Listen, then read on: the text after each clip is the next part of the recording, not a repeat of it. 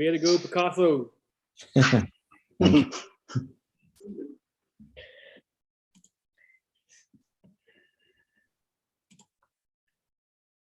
Yeah, seems right to me as well.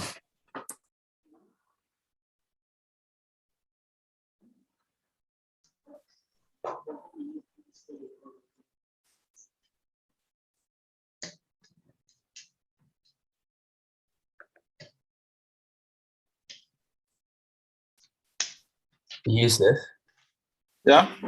before we start, can I just ask a question on the chart you were showing on the weekly, the US dollar weekly? Sure, you can. Come in.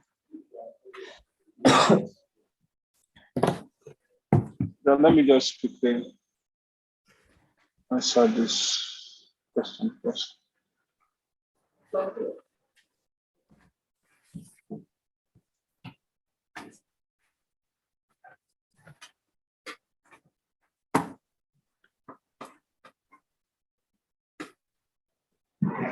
This one, yeah? Yeah. All right, is it? Actually, no, not that one. The Euro US dollar live chart on the weekly. Yeah, I'm coming to it. Not you. I'm talking about outside.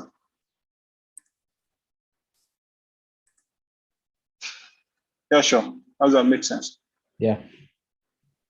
Makes sense. Makes total sense. So if you look at this right here, for example, let's say this guy was mitigating some form of supply, perhaps it even grabbed liquidity, indicating that there could be certain, correction, and you just wait patiently. You had fake POS inducement, you sell this. You see, the purpose of the substructure is because you don't know if price is going to continue lower or is going to break higher. So if you were waiting for the break, then you miss the trade. Yeah. So here now, I'll sell this guy. Then when price came all the way here, there's certain type of liquidity that I might be looking forward to here. And when it comes there, I'm going to buy this guy, or I'll wait for this to happen. Then I'll buy this guy. Then I'll take partials on this sell, buy this, then I see which one, where it wants to break to. Okay, this is what you want to do when you're playing this. However, sometimes when you understand what the higher time frame is, perhaps the higher time frame shows you something like this. Sorry.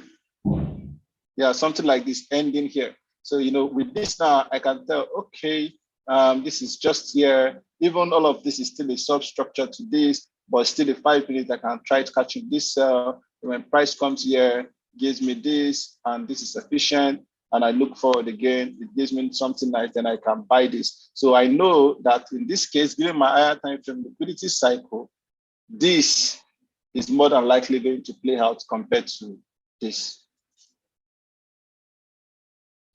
Do you understand, everybody? Yeah. So, Anil? Yeah. Yeah. Yes, sir. Let me annotate. So what you were saying, so this is external.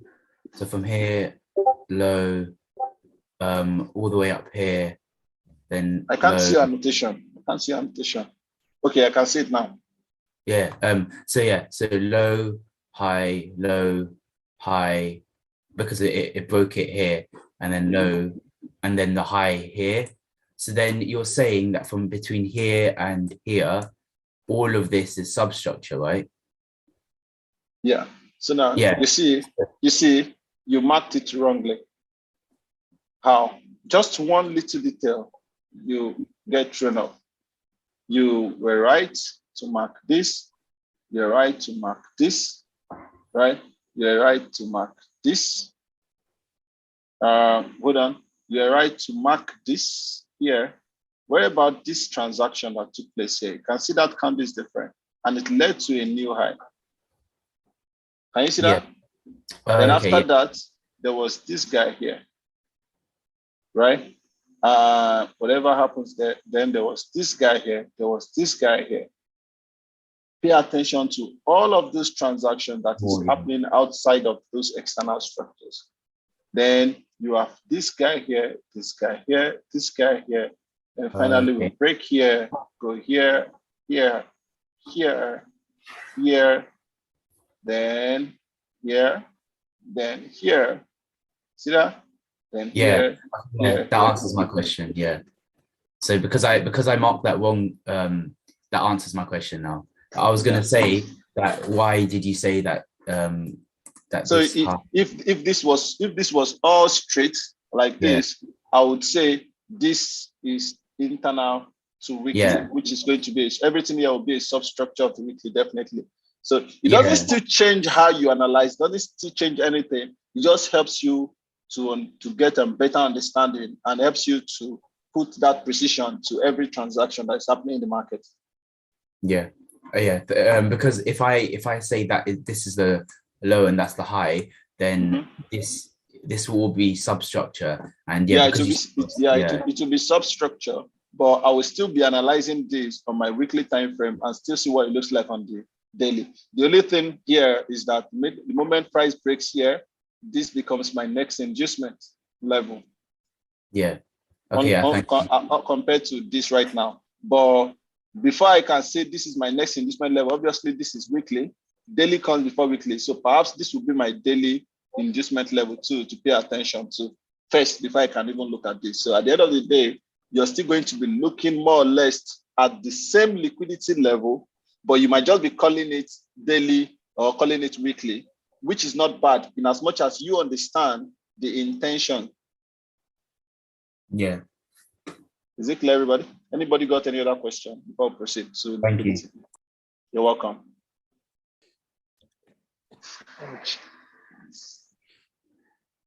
Anybody got any question? Not from me.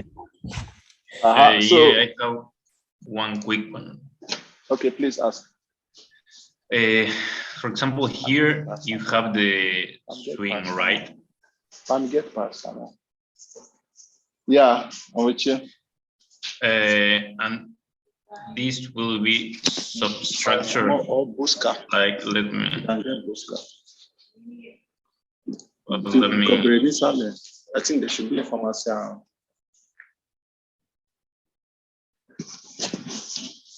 That will be like the substructure from that leg. Hold on, let me, sorry, you come again. Let me clear the screen. Yeah, now you can go. Wait,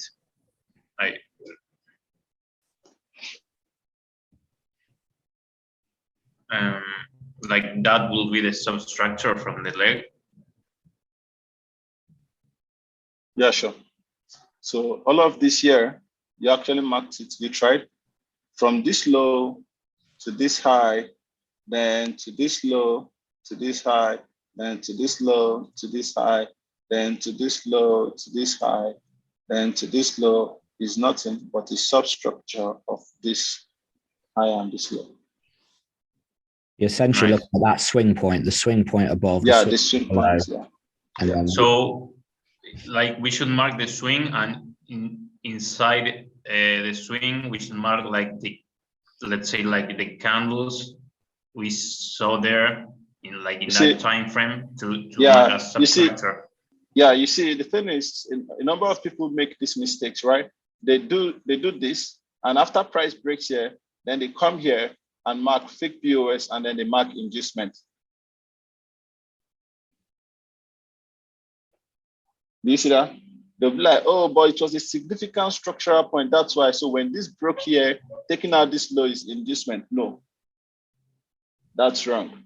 This is nothing but a substructure. So when you're marking it, it doesn't mean that you're not paying attention to this. You're paying attention to it. But what you need to understand is that this is going to be more significant for your trading on the daily time frame than it is on the weekly. Does it make sense? Yeah, I think so. Like you're going to go to a daily time frame to to. Yeah. So now, if you want to see the information here to work with, you more than likely see it on the daily time frame. Okay. See that?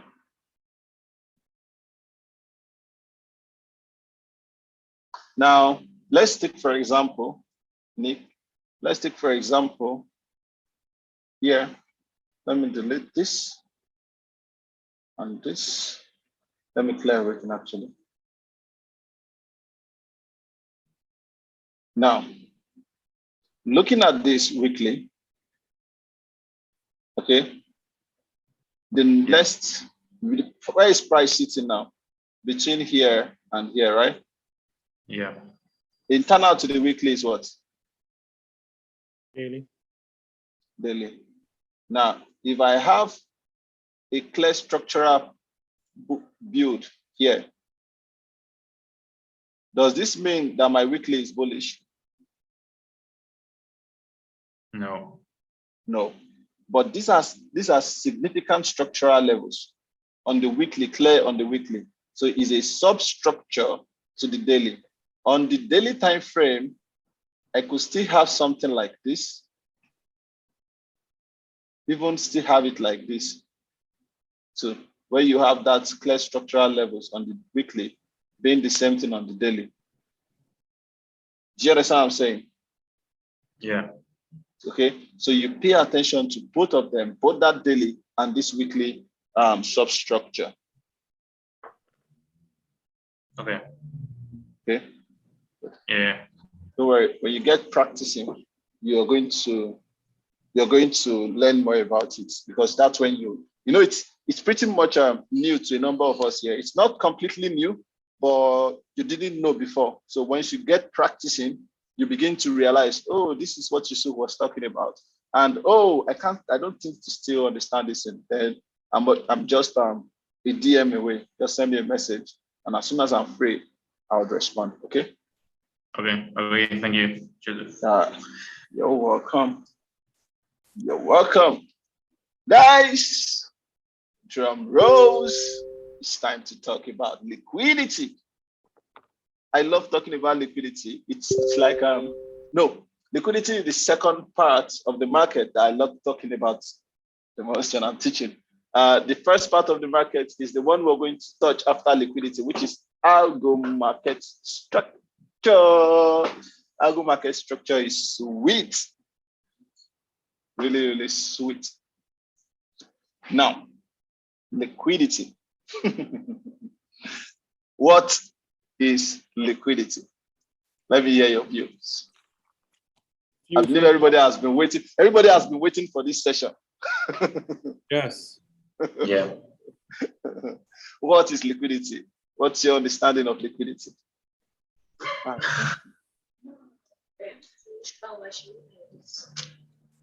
What is liquidity? What do you understand by liquidity? Liquidity is value. There has to be. It moves the market. Is what? A value. It moves the market. A value that moves the market. What did you say? Did you say liquidity is a value that moves the market? No, it's two things. Liquidity is value, and liquidity also moves the market. Okay, liquidity is value, and liquidity moves the market. Okay. So I'll come back to you, Antoine. Somebody was saying something. Liquidity is for somebody to buy, somebody has to sell. For somebody to buy, for somebody else to sell. So liquidity has to be provided. Okay, that's not bad. Anybody else wants to try? Liquidity is money. Basically, the orders.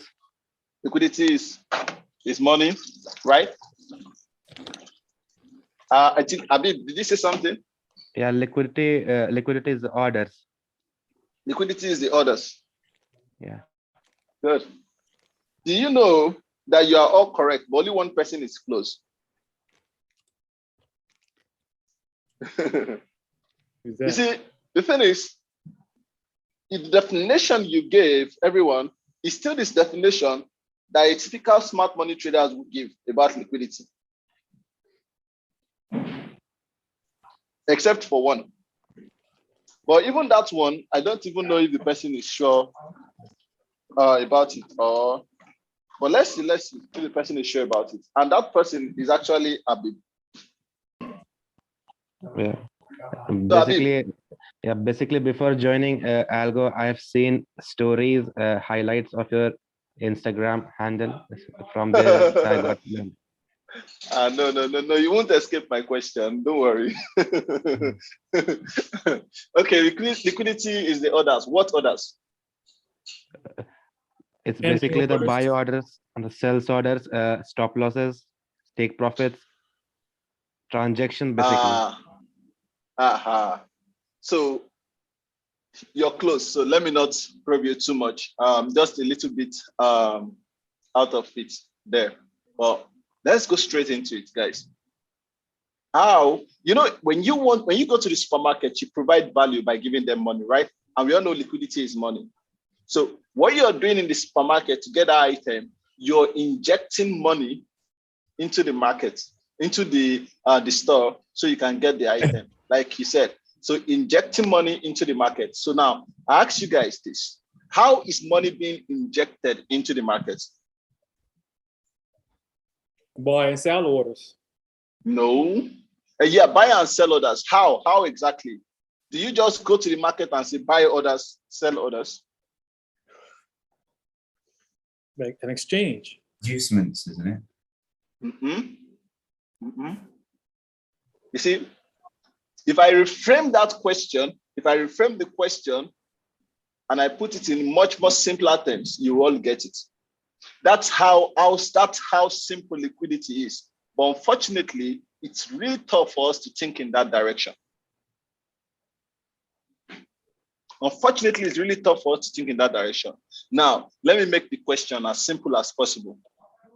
How do you place your orders in the market?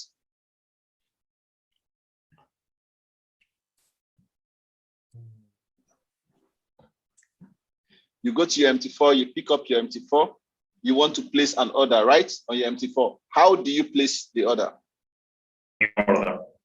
Press the button. Yeah, what type of order do you place? So, What was the question? Yeah, how do you place your orders in the market on your MT4? How do you place your orders? What type of orders do you place? Limit or Market You execution. can put a limit or market execution. You see that? Limits. Is it just limits or stop orders? Those are pending orders, right? Buy, stop, sell, Yeah. stop. Exactly. Buy limit, sell limit, or execution. Right? Then what again? How do you set your orders? Is that all?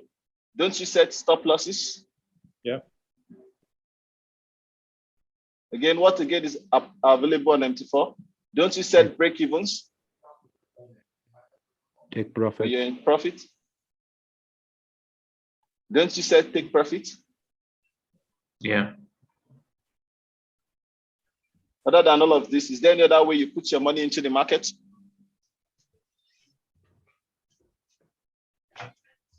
Yeah.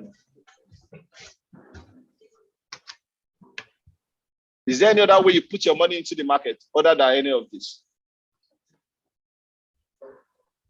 buy stops and sell stops? Have you got that? Buy stops and sell stops. You got everything, I think. No. It's there already. No, Those no. are the limit and the stop orders. Do you see that? Yeah. That's everything here. Everything here.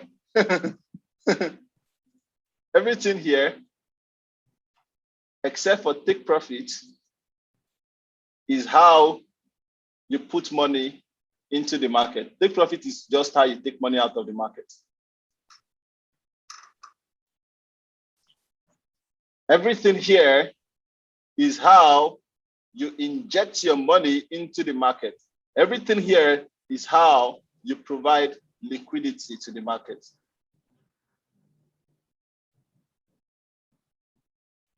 Is it clicking gradually, everybody? Yeah. Yeah. You can see that it has nothing to do with equal lows or equal highs or other flows or whatever. Because liquidity is money. Money is value. The money has to be injected into it. So how do you inject your money into the market? It is through the orders. Like you go to the supermarket, you're making an order. So how are the orders being represented in the market? Being represented as what? Execution orders, limit orders, stop orders, break even, stop losses. Take profit is not liquidity. You are not providing it to the market. You're taking it away.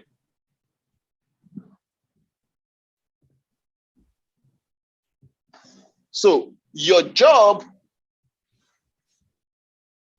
is that of a thief. Your job in the market is that of a thief because you're thinking outside the box. And what does that mean by it is that of a thief?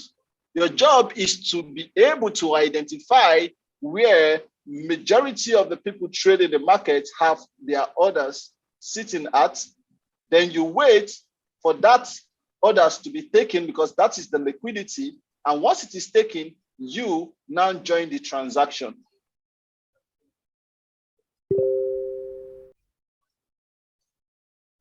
Otherwise, you will be the liquidity.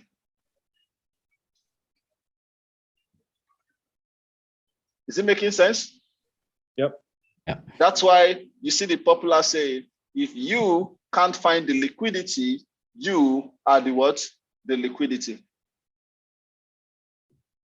you can't find the liquidity in the market, you are the liquidity. How weird. Oh, true. Who would have thought? I was thinking, I was like, damn, who would have thought this?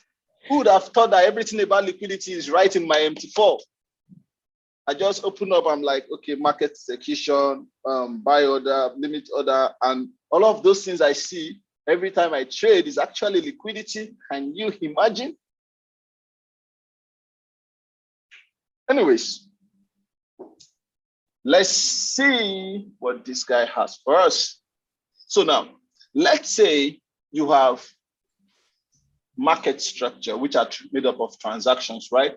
So you have higher high, higher low, higher high, higher low, higher high, higher low, higher high, right? So in all of these, okay, in all of these, let me add one more. I would say higher high, so higher low, higher high.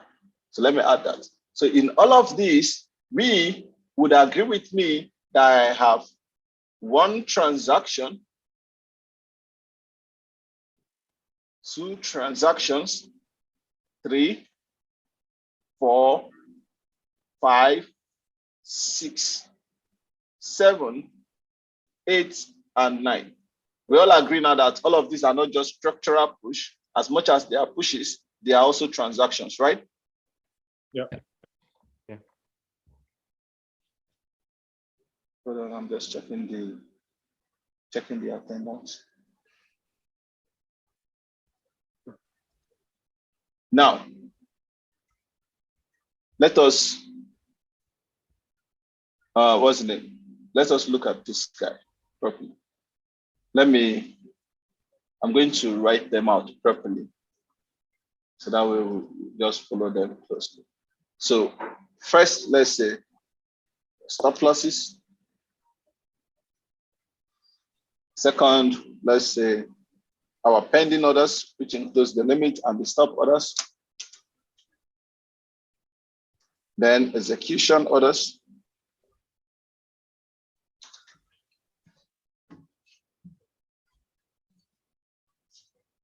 Then, what is that? A break even.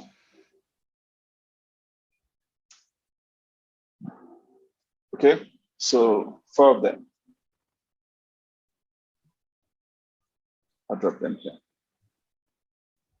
Now, let's start with the stop losses.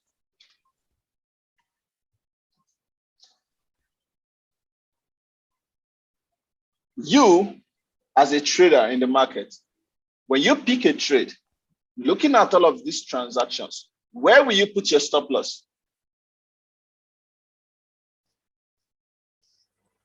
in most There are the majority lows. of the traders trading the market, where will you put your stop loss? You said what? Under the lows. The lows. So we agree there's liquidity here, right? Liquidity here, liquidity here, liquidity here, liquidity here, the lows. Is it just the lows you put your stop loss? No, If you're selling this shit, won't you put your stop loss at the top? the highs, yeah. Right. So liquidity here, liquidity here, liquidity here, liquidity here.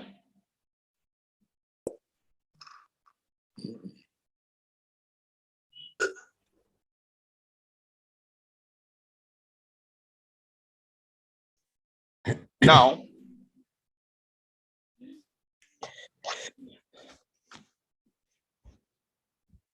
I hope we're together, everybody. Now, we know with this now, we know that liquidity is always sitting on every highs and every lows in the market. We just need to start putting a proper structure to it for better understanding. So we have that.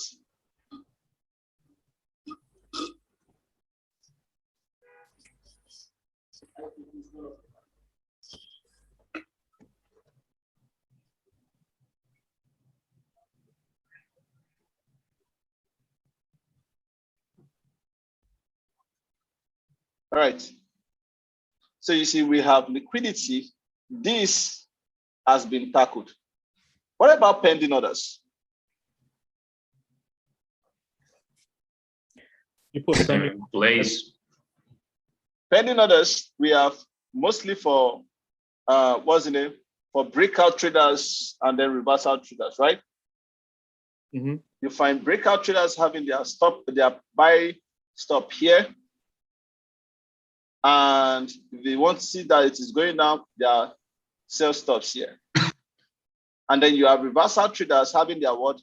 Buy limits here and putting their stop loss here. And if you want to go back, it comes there. So at the end of the day, where is the orders still being placed? It's still within these highs here and these lows here, which is still the same level of that of the stop losses. Am I correct? Yes. Let's be logical together.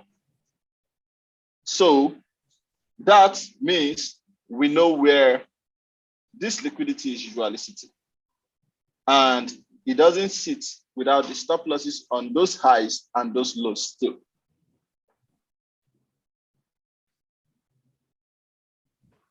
Because out of these 4 items on my screen,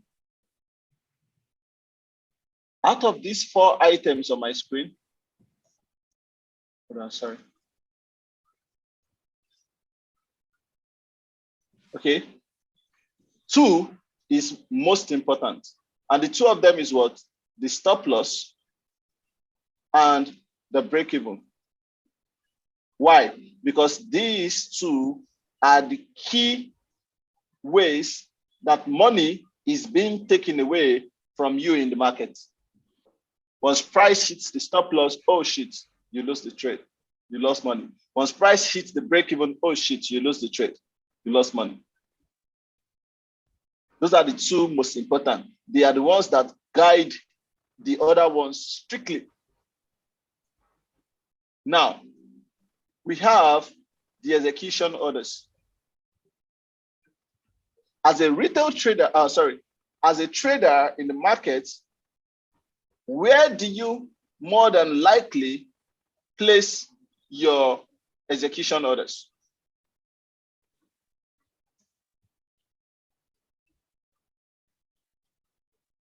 Everybody. Mostly when you have an inducement. And you don't know that it's an inducement. As a rational trader, forget about inducement. If we didn't talk about inducement, you more than likely will not think of an inducement. An inducement only happens after liquidity has been provided. So forget about inducement. Okay, as a rational trader, remember the last time we talked about being rational, and we said, where would you want to buy from next? And everybody was pointing somewhere here. Am I correct? Yeah. Yeah. That's where most people want to buy from.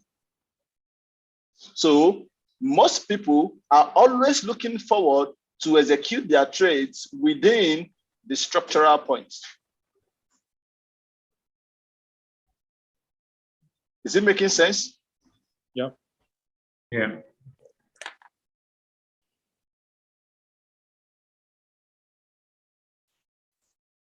Within the structural point.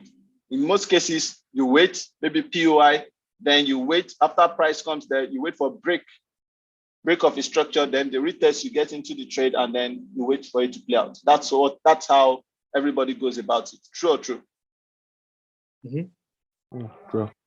So you see that's where we fashioned our execution orders into the market. Now, finally, we have the break even. Can you break even on a trade that has not been executed? No. No. So once your trade has been executed and it's in profit, what do? You tend to break even. And where do you tend to execute your trade the most? At the structural point. So most often than not, where do you break even? Within that structural levels where you executed the trade. Does it make sense now? Yeah. Yeah. And when you execute, when you break even, you have just added liquidity to the market. Because once the market comes here, it takes you out. So it grabs that liquidity.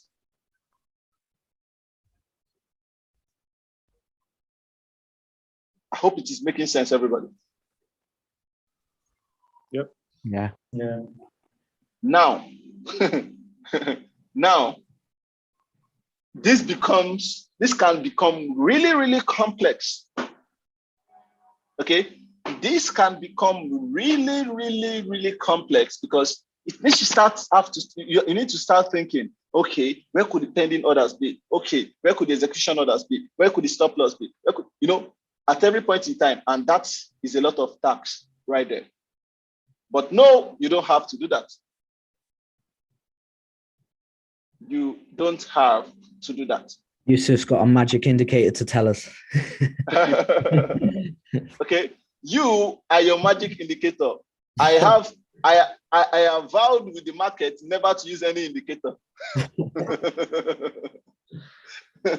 Okay, you don't have to do that. Why? Because I have divided this whole thing about liquidity into 3 to enable you identify them easily and trade the market consistently. I've divided them into 3. Now, the 3 of them goes like this. I hope you guys are enjoying the approach to liquidity now. Yeah. So This now, is transactional and order count liquidity. Yes. You see something community, yeah? So the first type of liquidity that I identified is the transactional liquidity. I'm sorry about that. This guy is just a bit shit. The first type of liquidity is the transactional liquidity.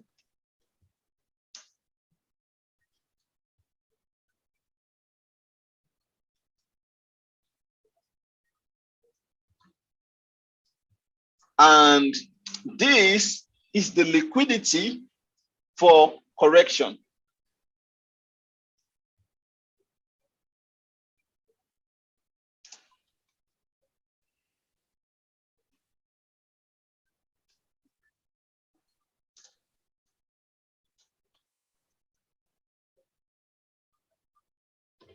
That's the first type of liquidity.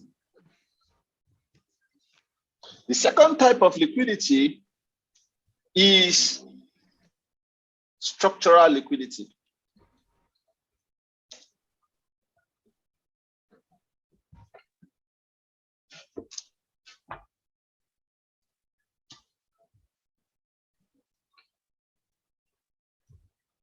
And that is the liquidity for continuation,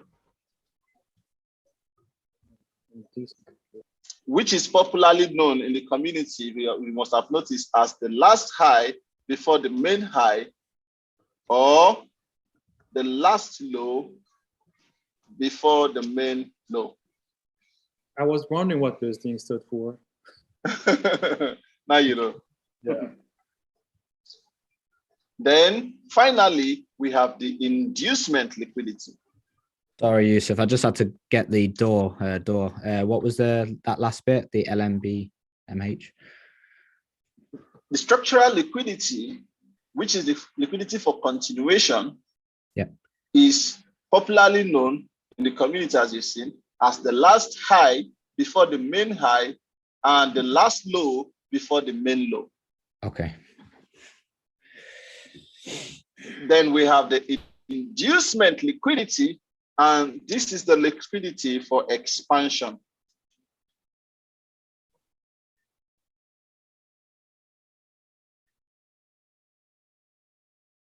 And that's the liquidity that often gives you MSU.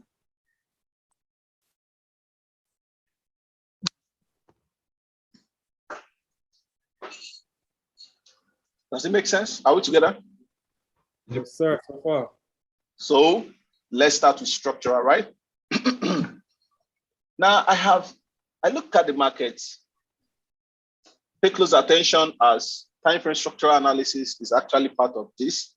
So pay close attention. I looked at the market, and my 1 hour structure, for example, okay, 3 time frames are important in your trading.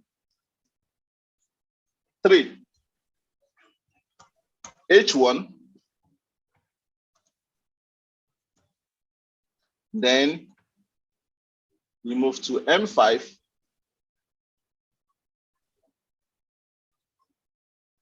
then you move to M1, 3 time frames.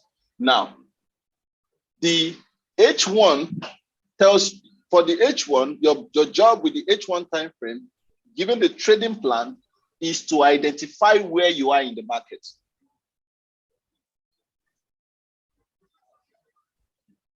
Are you writing that down, guys? Everybody? Yeah. Good.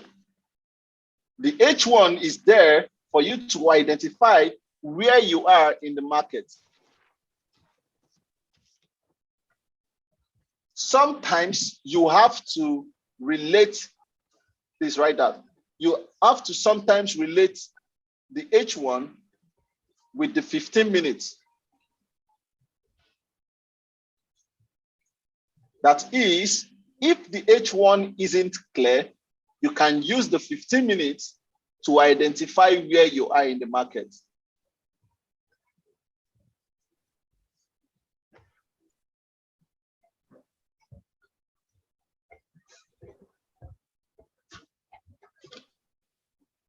Also, you can relate the H1 with the H4 when the H1 is too noisy.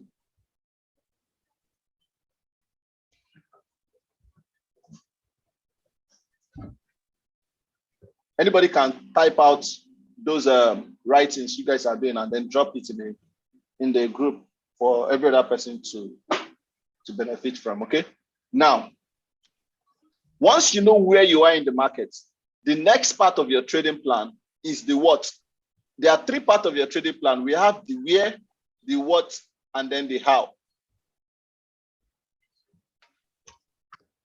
The where, the what, and then the how. The first one is, where are you in the market? That is, where are you in the liquidity cycle of the higher time frame,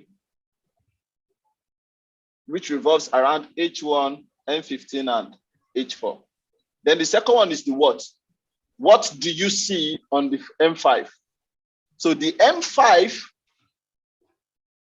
Okay, we talked about H1 earlier. The M5, okay, is there for you to identify what you're looking for in the market in terms of MSU or EPA. Nice, Rodrigo. I love this. Of course, it is right. You did amazingly well. Love that. Okay, the M5, for what are you looking for in the market in terms of EPA and MSU? Then the how. How do you intend getting into the trade?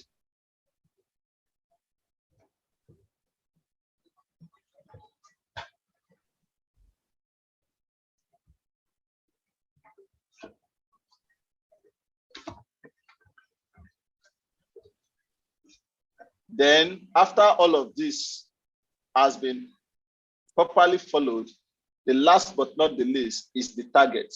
All you just have to do is to target the next liquidity level to the best of your understanding, because you are going to have to identify the liquidity levels you can see based on your own understanding and the work you've put in. So you can tell confidently if you're going to target the higher time frame liquidity level or you're going to target the lower time frame liquidity level. Just the most important thing is remain consistently profitable. Okay. Good. So I'm with you. You said what? I have a quick question. It may be something to address later, but is there, when it comes to targeting your TP, do you have a minimum PIP or RR value to go after? Because on some charts, I see where some entries are very short. So do you have a minimum target to That's why I said target the liquidity level. Don't worry, that question you've asked, you will get your answer as we proceed now. All right, cool. Yusuf, can I just confirm? So the how is only on the 1 minute, because that's the how is only on the 1 minute. Yeah. But how did you intend entering on the trade?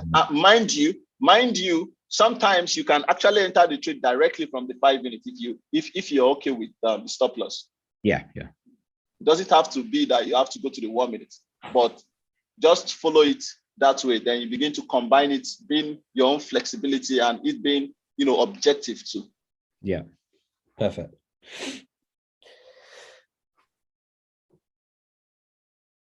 Good. So we're going to talk about transactional liquidity. Then you're going to see how I'm going to add all of this to it.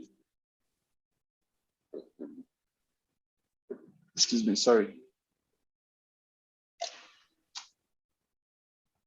You see here, you have higher high, higher low, higher high, higher low, higher high, higher low, higher high, higher low, higher high. It could be in any form at all. Now, we all know where liquidity is sitting, right?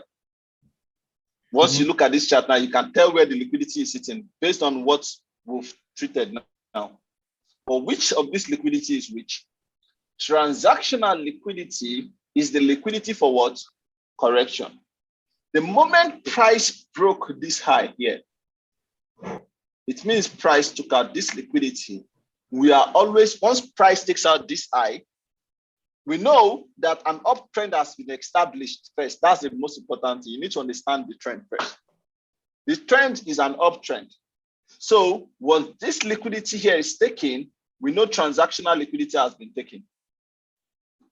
Okay, so since transactional liquidity has been taken, we are expecting a correction.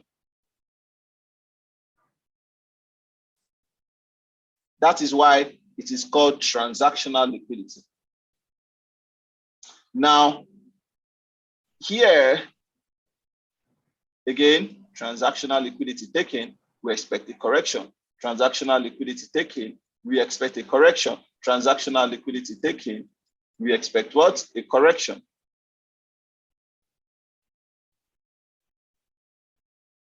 So It means that we've been able to account for this transaction. We've been able to account for this transaction. We've been able to account for this transaction. And we've been able to account for whatever transaction that's going to happen here. Likewise, this too. We could tell why that happened.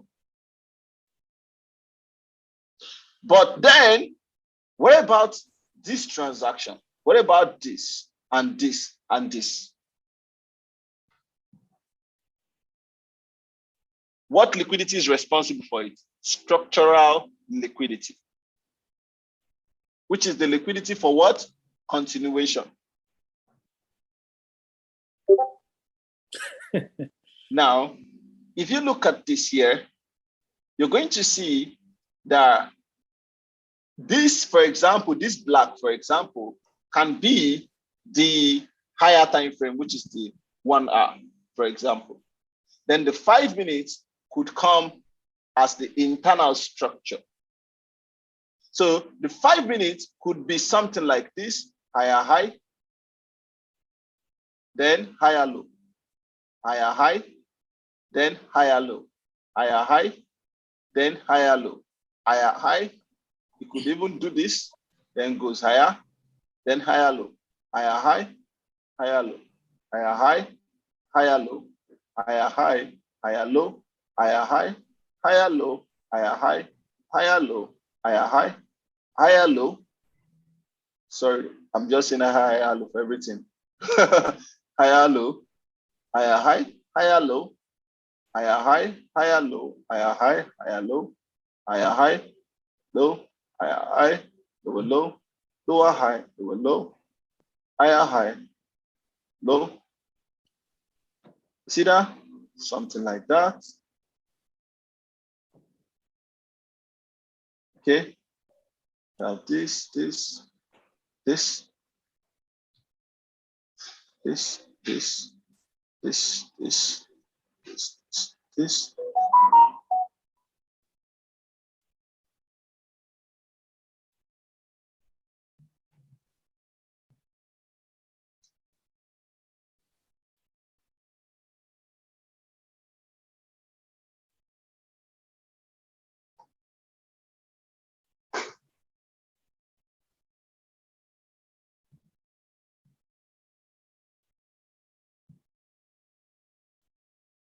Let's stop there. Now, if you have something like this and you mark your POI, as most traders would do, and price comes all the way down, what do? You wait for BOS, the retest, and then that's where you more than likely enter that trade. True or true, everybody? Yes. Wait for BOS, the retest, then you more than likely enter the trade here, and then you continue higher. So you see, in the process of waiting for BOS and then the retest, what do you have here? You have this low and you have this low. In this case, what do you have? You have this low as the last low and this low as the main low. So this is the last low before the main low.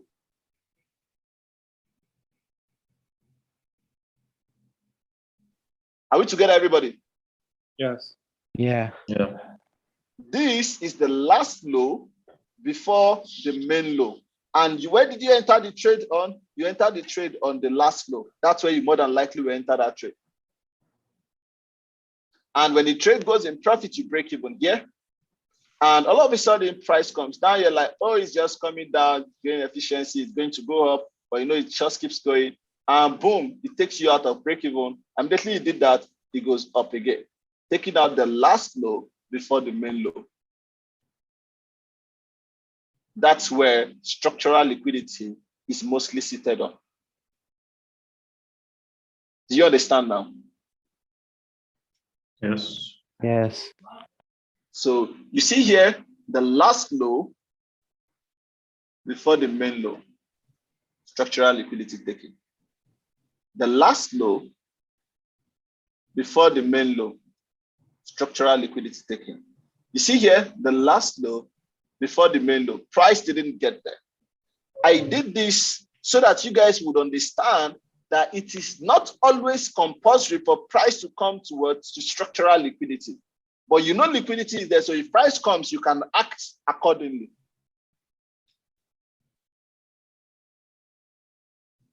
Is it making sense now? Yes, sir. So this level here, if price comes here, you don't have to keep waiting. No, it has to go to the last. No. All you need to do is keep monitoring price. We said no MSU, right? No trade. Is that not what we said? Mhm. So even with you having structural liquidity, it is not enough for you to jump into any trade. It's just a level for you to pay attention to. And once there is an MSU following through, that's where you have your trade. Does it make sense? Yeah. Good. So here, is price efficient or not?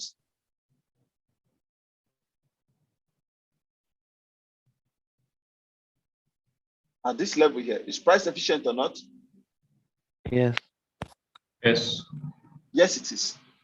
And do you have an MSU? Yes. Yes. So I would definitely buy that guy. I don't have to keep waiting for this.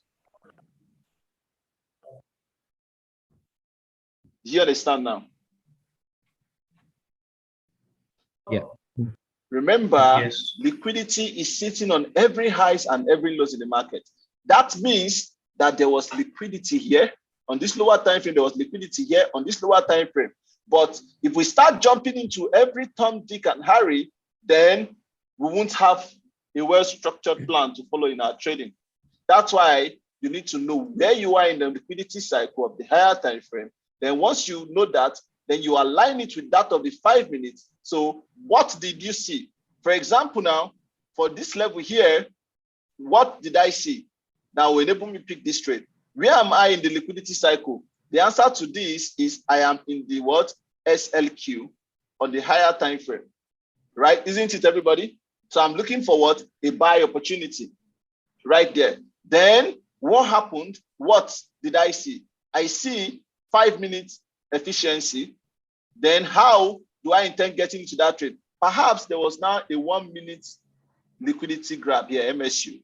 That's how I'll get into the trade. Is it making sense now, everybody? Yes, sir. You don't understand, please call my attention back.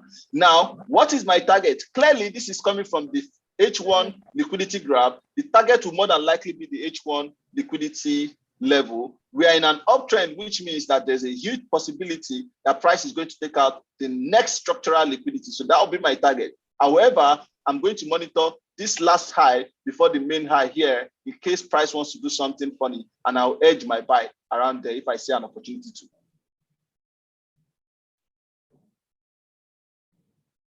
Okay, makes sense. I hope you guys are digging into it now.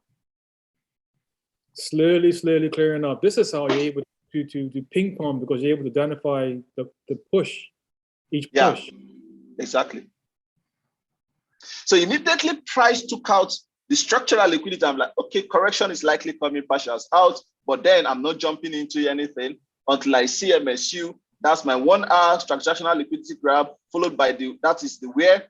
Then the how, the what is, okay, now I have 5 minutes MSU, efficient pricing. Then I sell that sheet here directly from the 5 minutes, or maybe I see an opportunity from the 1 minute, then I sell.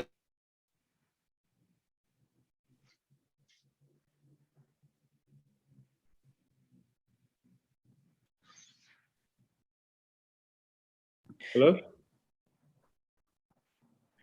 Oh, And then I keep monitoring to see what happens next. You froze there for a minute. yeah, it cuts the. Can you guys hear me now? Yeah, hear you now. Yeah. Yeah, not clear. So now I said transactional liquidity is the where. The what is I saw 5-minute EPA and MSU clearly. So how perhaps I can get in on the 1 minute or I can get in on the 5 minute, because if this is an MSU, then this is the invalidation level here. There is no other level that it can mitigate above it. So I can tell this directly. Does it make sense now? Yeah. So if I sell this, where is my target? The next H1 transactional, the next H1 liquidity, which is possibly here. However, I know I'm in an uptrend.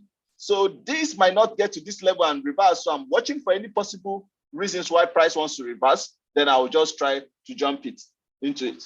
Then I'm also monitoring all of these stores within this marketplace too, to see what's going to happen within those stores. So hence I would take partials in this sell.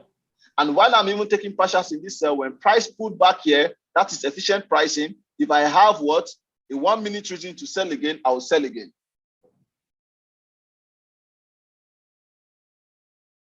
So you're also seeing 1 minute MSUs again, even here. Exactly. Here. That is exactly. So that. Well, if you notice, before I talk about the 1 minute, I first look at the 5 minutes. Yeah.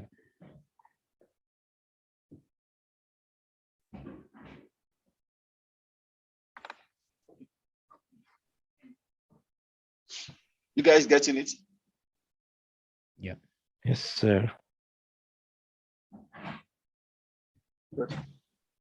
Now, fortunately, price came into this transaction structural liquidity, and what? I wait for price to regain efficiency. Maybe now at this point, the higher time frame is not efficient. You can see we can't consider this efficient until it breaks higher. Remember what we talked about in efficiency, right? Yes. Good. So now, sometimes you can pick the last low before the main low directly. That is at your own risk, and at the same time, it cannot be risky too. Why can you pick it? Because you know it's an uptrend. You can tell the trend given the higher time frame. So this is the last possible level price would need to mitigate before it goes up, except it is going to induce this low. So what you're doing is you're only picking it because you're already in the sell, so you're edging the sell. But never pick it when you are not in the sell already. Where would you put the stop loss for that? That's how I do. So yeah, Yusuf, you said take it's at your own risk to take that immediately. Would you just? I can't hear you though. I can't hear you. Your mic, you're breaking up. Can you hear me? You're still breaking up. Come again. Can you hear me now? Oh, you're breaking up, brother. I can't hear you. Can't hear anything anymore now. Good question, Emil.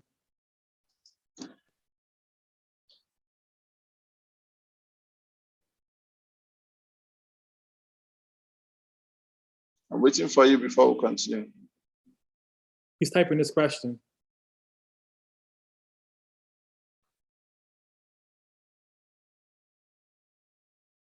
Should I continue? Hold on. He asked you, where would you put the stop loss? You see the question in the chat?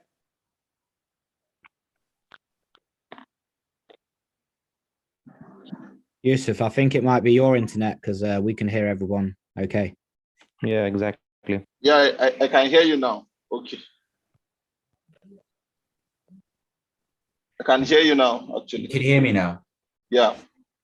Yeah, so what I was trying to say is for that immediate entry, where would you put your stop loss? Would you just like have that open? This one? This Yeah. one? My stop Yeah. loss will be here. On the low? Okay, Yeah. Yeah, okay, thank you. You're welcome.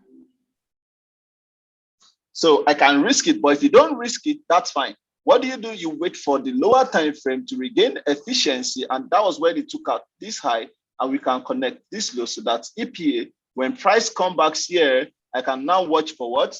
The M1 to see if I have MSU, then I buy.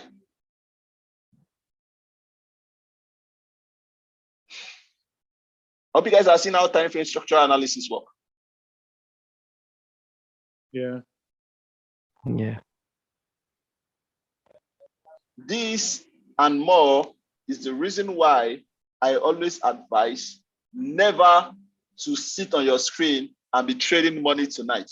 You have the perfect understanding about the market. You understand every thing of the market. So why don't you just sit down for an hour or two, make 10, 15, 20%, and then get out. Go do other things and resume tomorrow.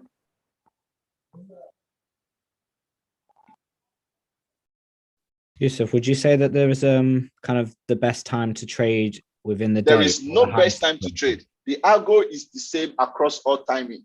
Just look for the best time for yourself and then stick to it. Okay. That was a question I had. Do you, I don't think you do, but just for confirmation, do you worry about the Asian range and the New York Open, London Open, and London close, all that stuff? No, I don't. The algo is the same thing. It doesn't change across those timing. I've looked into it and I tell you, it doesn't change anything. Cool. It just still works with liquidity and efficiency. Still providing the same moves. Doesn't matter if it's exactly. I have students who trade just Asian session. I have students who trade just New York. I have students who trade just London. Everybody sticks to his or her time and they kill it. I have students who haven't had a losing trading day for the past 3 to 4 months.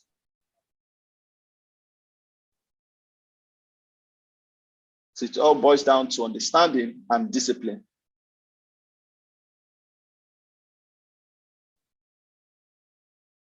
Now, you see, again, here, transactional liquidity taken, correction is expected, boom. Price came here, regained efficiency.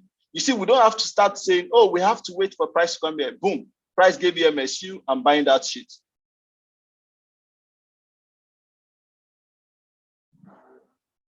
Does it make sense now, everybody? Yeah. Yeah.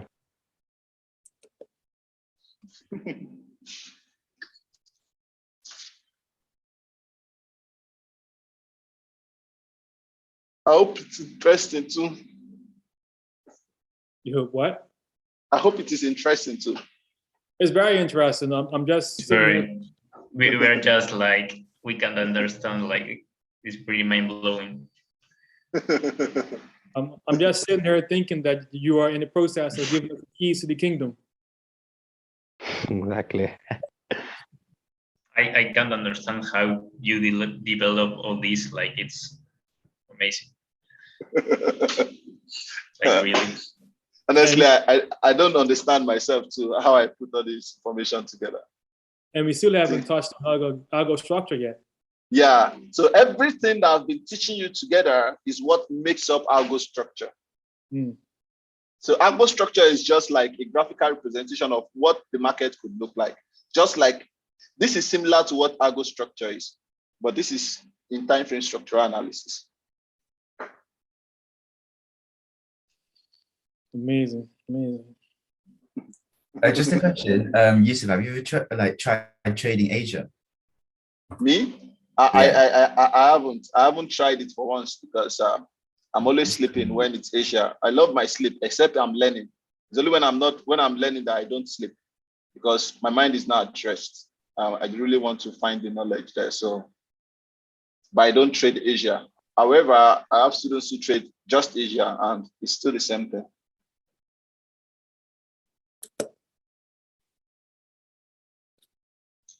And Yusuf, one question. There is like any explanation why it's in particular the last high or the last low before the low or the high? Yeah, there is an explanation, and that was exactly why I explained here.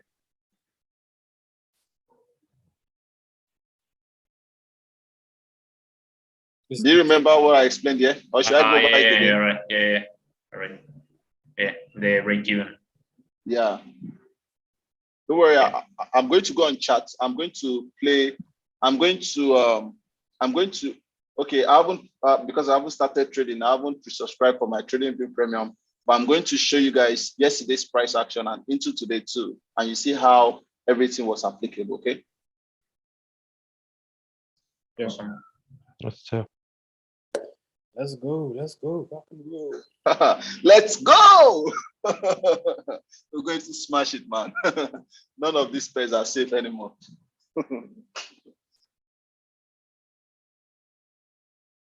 Even news, it doesn't matter. News follows the algo every damn fucking time.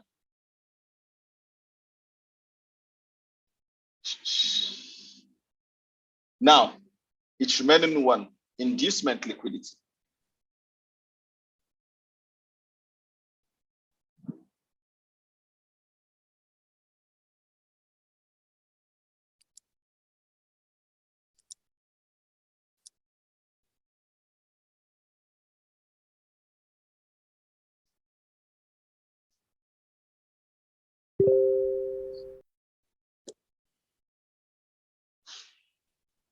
Now, when you are in an uptrend, okay, when you are in an uptrend, you have higher high, higher low, higher high. Inducement liquidity is always sitting, this is a low, this is a high, this is a higher low, and this is a higher high. Inducement liquidity is always sitting in the new higher low being created in the market.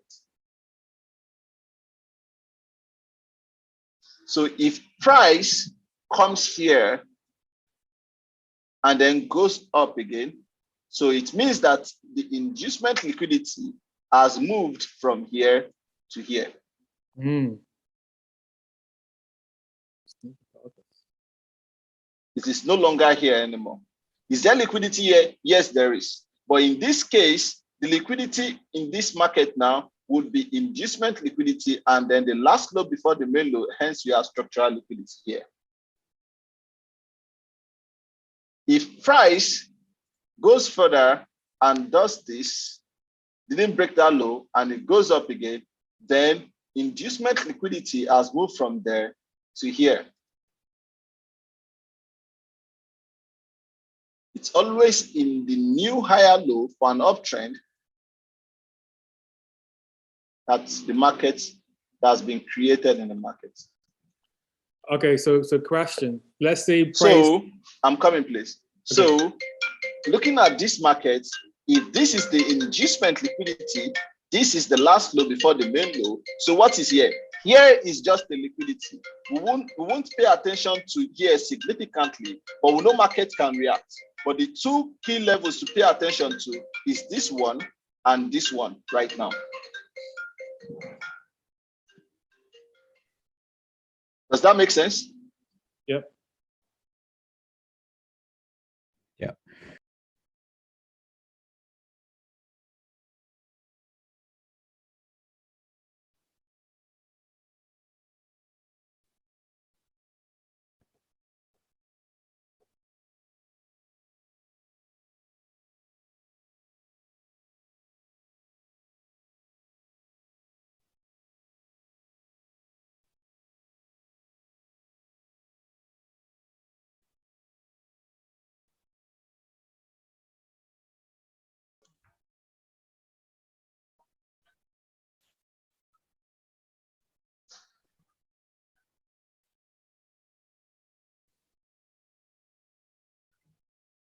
I hope you guys are getting it now.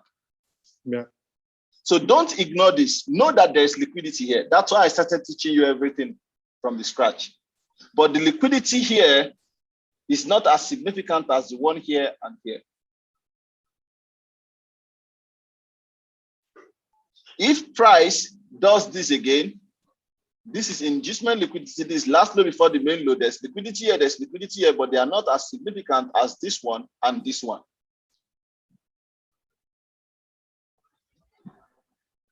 And mind you, if you look at this, this is the 1 hour push. So the internal structure is what you always use to determine the liquidity in that level. That's the structural liquidity in that level is the internal structure that determines it. So which means that in this push entirely, this level is what will determine the structural liquidity for this push. This push also has its own what? Structural liquidity, but it has not been taken. This one too also has its what? Structural liquidity. So what we have now is every push here have its own structural liquidity. Do not forget that this also is one push like this, which also has its own structural liquidity. Because price is fractal in nature.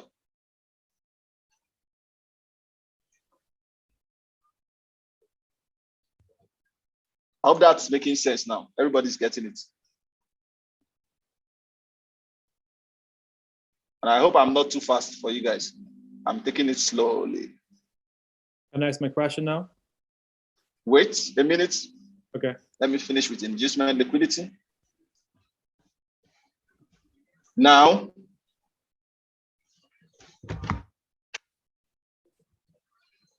here, price comes here. This time around, it takes it. And when it takes it, boom, boom, boom, price just keeps running. If you notice, if you took a screenshot of what I taught earlier, internal and external structure, you would notice that almost each time we had inducement, price makes even a longer push. When price takes inducement, it tends to expand more than the normal structural push. That's why it is the liquidity for expansion. And the reason for that is this. Remember when I was talking about this, when I was giving you guys the supermarket scenario, right? I said something. I said, if an item costs £100 and you pay £100 for that item, how many items do you get? You said one. What if you want 3 items? How much do you pay? £300. Why? Because you are creating more value, more liquidity. Hence, you need to get what? More items. So if you have this level, you have structural liquidity here, which is sitting right here. You have inducement liquidity here. Can you see why this would more than likely give you more pushes? Because you have one liquidity, you have £100, you have £200, compared to you just having £100 to give this push. More value, more push. More money, more push. And in some cases, remember this structure also has its own structural liquidity. Price could come all the way to grab this one too. And then it gives you even more push because it has grabbed multiple liquidities. There are still some people who still have their break even here.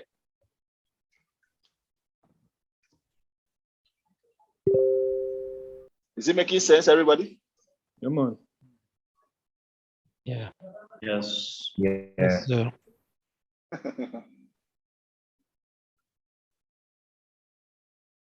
So, price is fractal in nature. You should also understand that the value of liquidity on the higher time frame is more than the value of liquidity on the lower time frame. So that's why the bigger the value, the bigger the transaction. If you have a higher time frame liquidity grab, you're more than likely going to have a big push. That's why the trading plan states that you should know where you are in the higher time frame liquidity cycle. Because once you can tell where you are, it means more than the next target of that higher time frame liquidity cycle is going to be a major push, right? So in that major push, you can easily enjoy directional buyers on the lower time frame to drive it into that higher time frame liquidity cycle level.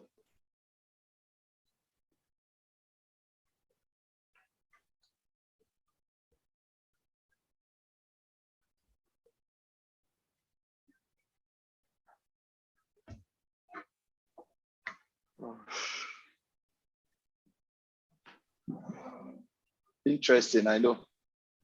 This is probably the holy grail we all have been waiting for. I know, right? It's a crazy market, man. Really crazy. Really.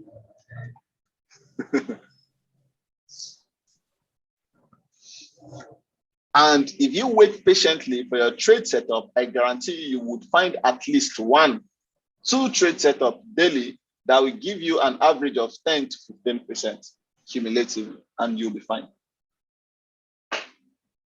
Within your trading time, and you'll be fine.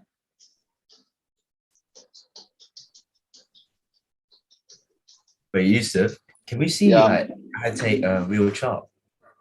Of course, like I said, just digest everything. I'm going to show it to you on chat now. Yeah, thank you. Yeah, and you will even see more when we start doing our forward testing session. I just want to finish with you guys, then I start having the forward testing session with everybody, because the other guys haven't had their forward testing session yet. Which session? Forward testing session, where I play the price forward with you guys and I show you how we apply everything. Okay. Yusuf, can I just check roughly what time you think we'll finish for today? We're almost done. It's just once we jump on chat now, I'll just show you some examples and then we'll call it a day. Oh, okay, no problem. Thank you. Antoine, you can ask the question you wanted to ask. Okay. You kind of answered my question, but I'm going to ask anyway, just for confirmation. So going back to day 1, you said there is no false break of structure without inducement, correct? Yeah, exactly. So, right. And there is no inducement without false break of a structure. Right, correct. So earlier, a few minutes ago, you said when price comes down here, let me change my color, sorry. Let's be red. So when price comes down here and breaks and takes its inducement, this now becomes false break of structure, and this is our inducement, then we go up, correct? Yes. Yeah, man. Yeah. Okay. Now that's why the inducement is always sitting. You get it? That's why the inducement is always sitting in the next higher low, because once it takes it, this becomes a fake break of structure. Yes. Coming clear now. Understand. And in the downtrend, the inducement level is always sitting on the new lower high.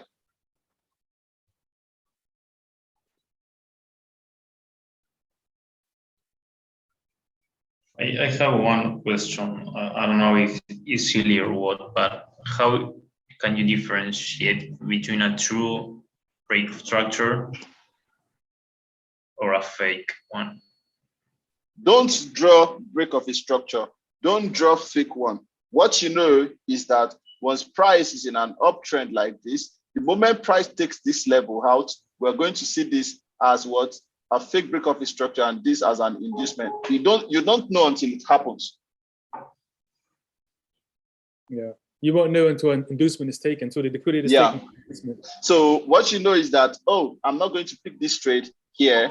I'm going to pick this trade here if it takes out this low. Because I know if it takes out this low, this becomes the first break of the structure. And price doesn't necessarily have to come down to here. It doesn't have to come down to here. So price can come here, and then you watch closely, and then it gives you something like this. And you're like, okay, now I'm buying because this is what first break of the structure, this is inducement, and this is efficient price action.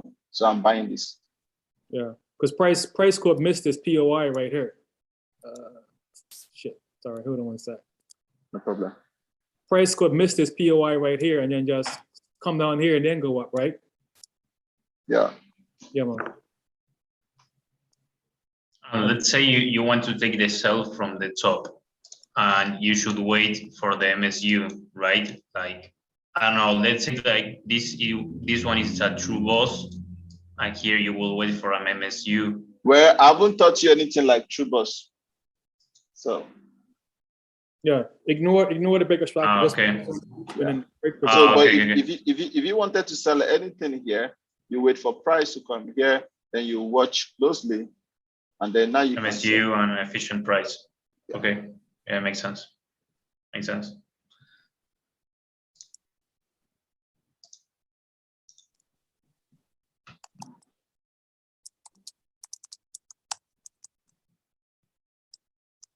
All right, so let's quickly look at the market and then we can call it today, okay?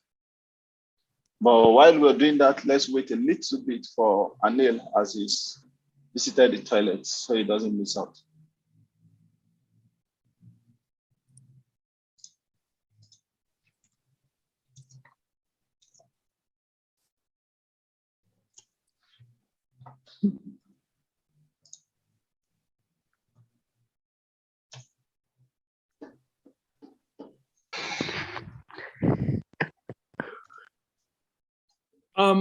I might as well ask a question I've been thinking about for the past few days.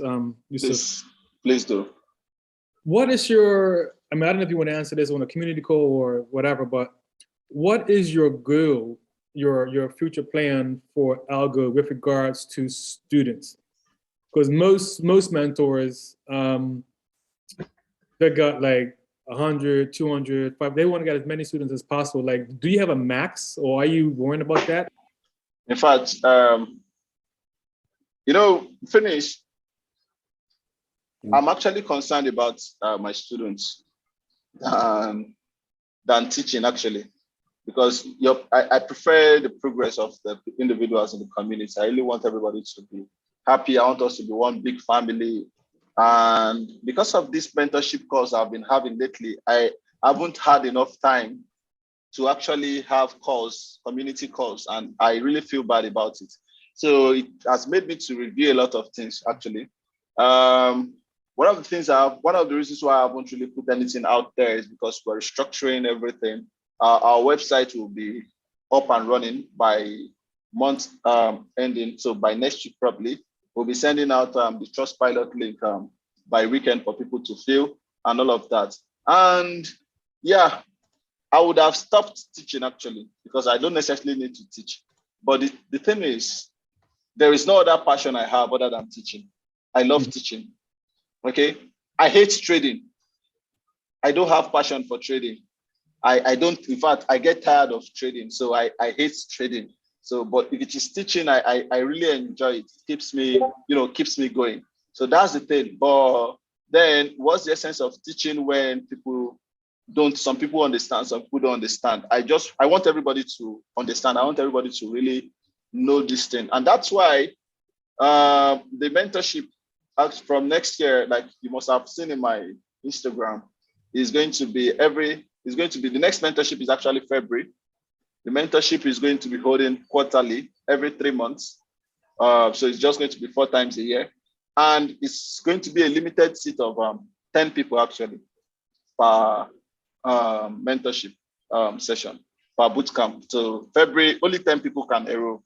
I don't want so much people in the community so that we can be few and I can attend to everybody one at a time. So we really become really, really good, because bootcamp is never enough. The follow-up calls are actually the end thing. The bootcamp is like the foundation to the whole understanding. So that's the thing. In terms of students, I really want everybody to be successful. So I'm going to dedicate a lot of time to that. Because one thing I've noticed with most mentorship programs, the more people that come on board, there's a greater chance of stuff being leaked. Because unfortunately, the good thing is that the Forex market is a $1 trillion business. It attracts a lot of unscrupulous, not loyal people. Yeah, you see, the thing is, being leaked or not, whatever is going to get leaked in terms of education will get leaked. But the value of any education is not actually in the leaked courses, but in what is being shared within the community. Yeah. You see, a number of people have reached out to me because they heard about my fake VOS and inducement from somewhere. That's something getting leaked there. But it always brings you back to me. No matter what, that's one thing about the approach. No matter what you learn, you would only be able to apply to an extent. Yeah, true. Except you're guided. So that's the thing.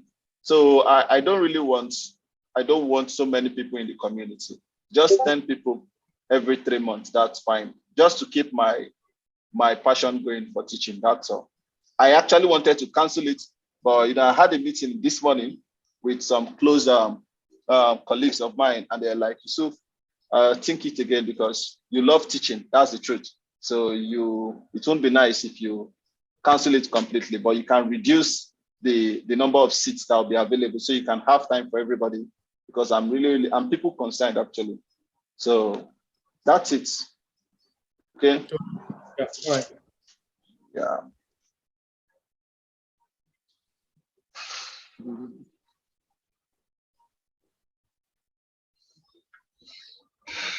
Good. So I'm looking at this day. I think this day, this is 7 a.m. And for today, this is 7 a.m. So everything here is perfect. This is yesterday. So now, if we look at this chart, sorry, I can't put it on replay mode now. But if you look at this chart, we already know what we already know. Okay, let's not say we already know. Looking at this chart now, ask yourself, where are you in the liquidity cycle? If you follow through, you see we are this low, got taken, right? Then made this high, then this low, then made this high, then this low, right? Then price came all the way here to become efficient still. Everything is pretty much efficient. So right now, price is pretty much delivering bearish, and you have this low next. All of this, everything here is efficient. So price from this level can actually keep delivering bearish, especially when it has taken the liquidity sitting on this high. It didn't get to where. Now, in this case, price just took out the liquidity sitting on this high. That's all, because the next inducement was here. You see that? But we can still classify this as an inducement liquidity and this as noise. But for us to do that, we can't use the 1 hour time frame. We have to see, that means what we can say is that the 1 hour is complex or it is noisy. Don't worry, get to the standard one, get to Algo structure. Then we'll go to the 4 hour and try to define it properly. So on the 4 hour time frame now, we try to see where we are in the market. This low got taken. The oil price did was pull back to regain efficiency. Can you see that? So we are still delivering bearish. So what I need now is my lower time frame MSU around here to see how price goes to determine if I'm going to sell or if I'm going to buy here, which I cannot buy here because I can tell that we're still delivering bearish. Can you guys see that clearly now? Yeah. Okay, thank you. So if I come to my 4 hour, no, let me go back to the 4 hour. If I go to, so in this 4 hour, I'm just going to do this here. Mark this level here. Okay. Now price came to that level clearly. And what did price do? Given the 4 hour time frame, given the 1 hour time frame, if you look at this,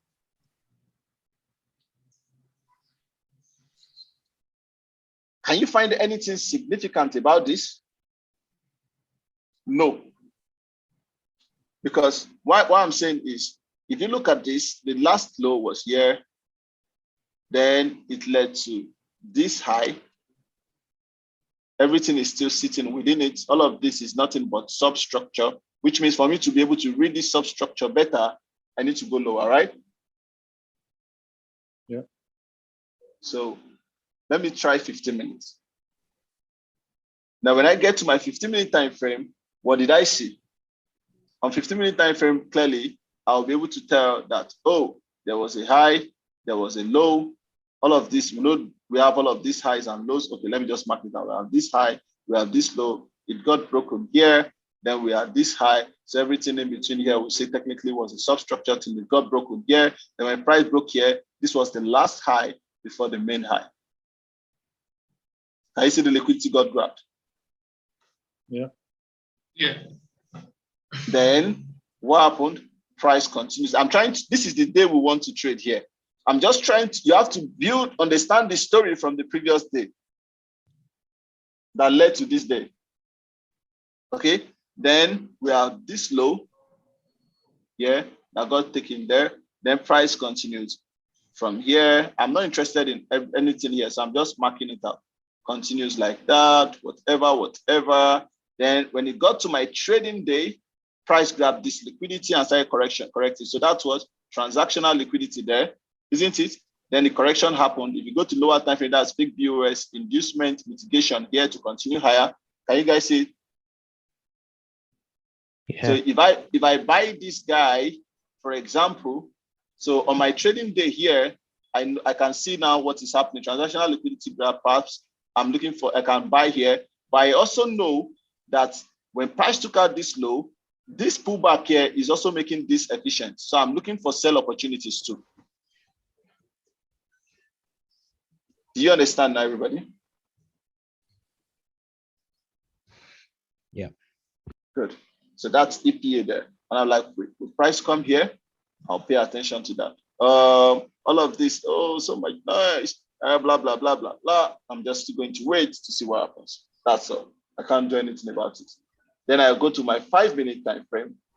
You see, I've been able to tell where I am in the market. When I get to my 5-minute time frame, right here, I saw that fake POS that was on the, what's the name? You see, on the 15 minutes, I saw that fake POS. On this 5 minutes, I see nothing. This here technically is higher than this rather. This was not lower low. This was not higher low, higher high. This was higher low. This was relative equal highs, or it was just below it. So I'm not going to count that to be anything. Are we together? But I would see this as price regaining efficiency, because clearly, if you look at, we have this guy break this high, then it drops, then it went up to this level, then finally this guy drops. So what do I have here? I have this guy coming lower to that efficiency and what? Inducing that low. Can you guys see it? Yeah. Yeah. Okay, so if you did not see it well, let me draw it out for you. You had this as your efficiency, then you have this high, this low, then this high. This is still within this one, so then you have this low. Fake VOS inducement. Perhaps it's going to push up here. Then I do what? It was now falling into my trading time, which is not a bad thing. At that point, I can go to the 1-minute time frame and look for a buy opportunity there. So, boom. This is the 1 minute. I missed the buy. When price pull back, I'll sell. I'll buy it from here. Is it clear? Yeah. Yep. And there goes the buy. This buy, immediately price takes out this high. Here, I'll take partials, because if you look at it, we are, the higher time frame says what? We are delivering bearish. Remember, we did that. It says we are delivering bearish. All of this is just on efficient prices. So I'm looking for a sell opportunity majorly, not SPY. But what if the buy continues higher? Then that's fine. I took partials. Then if it continues and it shows me the intent clearly, then I can also follow the algo and join the buys. Is it making sense, everybody? Yeah. I love this day because it's not even so clean. So that's nice. Now, price continues higher. As it continues, what am I looking for? As it continues, what am I looking for? I'm looking for price behavior into this supply here. I'm looking for that liquidity grab of this supply here. So I'm looking for a where is the target? So now price just continued higher, higher, high, higher, low, higher, high, higher, low. Sorry. I'm going to monitor that. I know it's already efficient. I'm going to monitor that on my 5 minutes. Like I said, it's the key time frame for intraday trading. That's why I'm going to monitor it. Then it goes higher, high, higher, low, higher, high, higher, low. When it comes here, I don't have any MSU into this supply yet. I'm going to monitor here again for a possible buy opportunity. Let's see what it looks like on the 1 minute. Of course, I already took partials.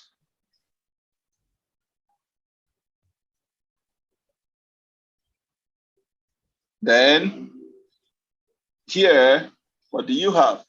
You have price cream here. and then it took, did it? The last low before the main low. Can you see it?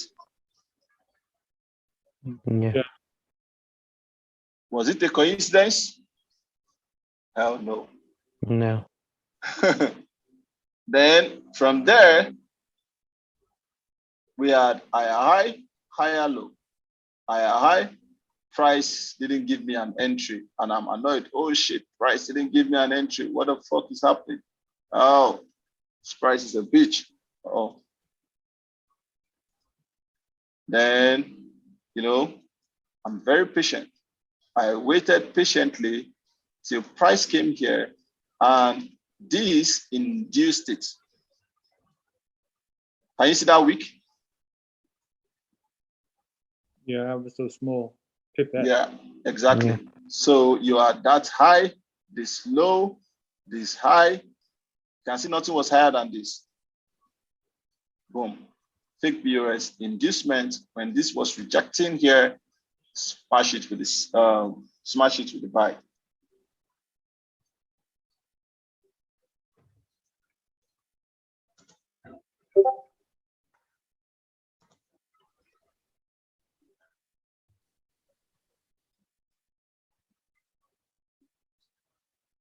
See that? Then while all of that is happening, okay, I was looking for a sell. I'm still looking for that sell opportunity. I just haven't seen any. And I'm not going to look for it on the 1 minute. Do you see what I'm doing? Did I look for any trade on the 1 minute just now? No. 5 minutes, then 1 minute to look for it. I go to the 5 minute again. I'm like, okay, I'm still holding this buy. Of course, partials out because I know anything could happen. Then while I'm still holding this buy, all of these levels, nice levels, boom, price grab, the liquidity sitting on this high, which is the main high actually, that led to all of these pushes here. Liquidity, price just grabs that liquidity. If I sell this, that is a risky sell. So I won't sell this actually. Okay, given my 5 minutes, I won't sell that. I know liquidity has been taken. It could happen that this would sell, but the only reason why I would sell this is if I have MSU to sell. Does it make sense, everybody? Yeah. Yeah. So what happened? Oh shit, price just came back, took me out of break even. But then when it took me out of break even, I know my last structural point was this high, this low, this high, this low, this high, and then this low. Is this efficient or not? It is clearly efficient, right? Yeah. So if this pulls back here to this marketplace, is that efficient or not to sell? Yeah. It's efficient. If you don't understand, please let me know. Contribute. I appreciate it a lot. Then once it comes there, I switch to my 1 minute. I'm like, what the heck do you want to do now? And I'm like, okay, efficient price action. Price goes there. Since it's efficient, how do you intend delivering bearish? And I saw, wait a minute, it comes here, gains efficiency. Oh shit, it's going. Oh shit, it's going. It's coming back. Oh, nice inducement. That's my sell.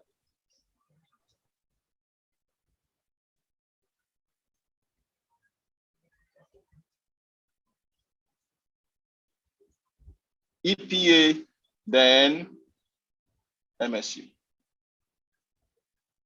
I know we're still bearish. I hold this up.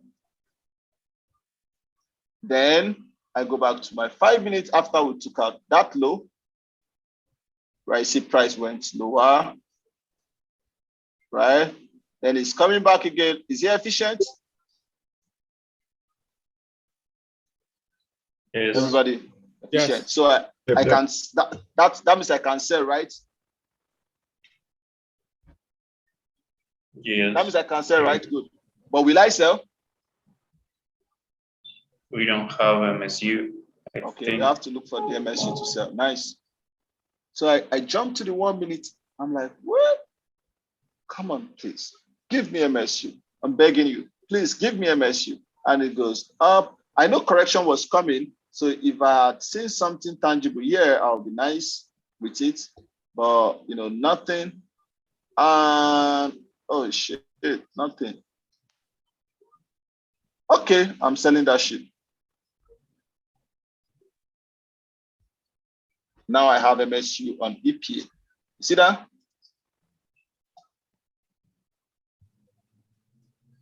Yes. Everybody is looking like it's magic or something. Where's your FBOS? Look at it. Look There at is an it. up candle there. Can you see this candle? Yeah.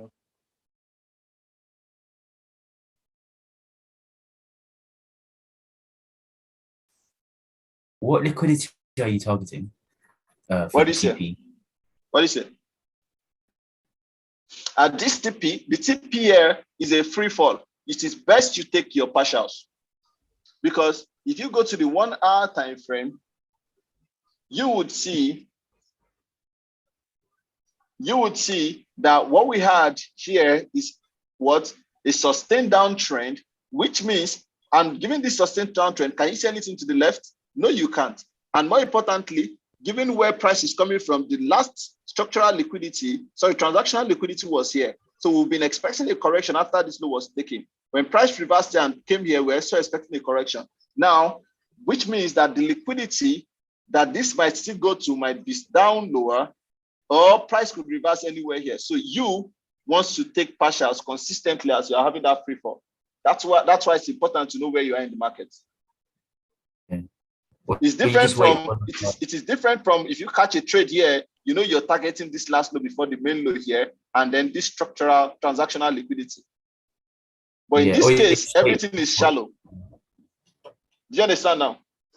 Yeah, so or you can just wait for an MSU in the opposite direction to like close all of it. Before you buy, till you close everything, well, that's left to you if you want to do that. Me, 10 pip, 15 pip, 12 pip, I'm taking my 80%. I'm fine with it. That is 10% for me, actually. Okay. Yeah, that's it. Okay. So after the transactional liquidity, you wait for a 5-minute MSU to buy. MSU. Exactly. Yeah, you're getting it, brother. Nice one, Nick. So now you see price came lower. And when it came lower, I'm like, wait a minute. Transactional liquidity grab, of course, this is 5 minutes, making corrections to the upside. And while it was busy doing that correction, I'm like, okay, the next efficiency is here, which is the next marketplace. Then I'm like, okay, what do you have for me? It didn't get there, but when it pushed up, the last low before the main low was here, it grabs that liquidity. I'm going to switch to 1 minute to see if I can find a buy here into this efficiency. Let me put this line here.